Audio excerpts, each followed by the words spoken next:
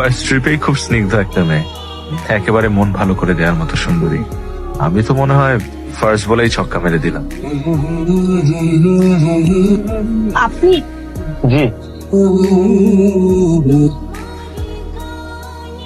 মনে হচ্ছে মেয়েটার মধ্যে কিন্তু আছে। সুন্দরী মেয়েদের মধ্যে কিন্তু থাকা ভালো লক্ষণ, কারণ আমার প্রিয় লেখক হুমায়ুন আহমেদ বলেছে সুন্দরী মেয়েরা বোকা হয়। এক্সকিউজ মি, কিছু মনে করবেন না। উবারে আজকে আমার ফার্স্ট ট্রিপ, আর আপনি আমার প্রথম যাত্রী। যদি উইশ করে একটা কমেন্ট লিখতেন।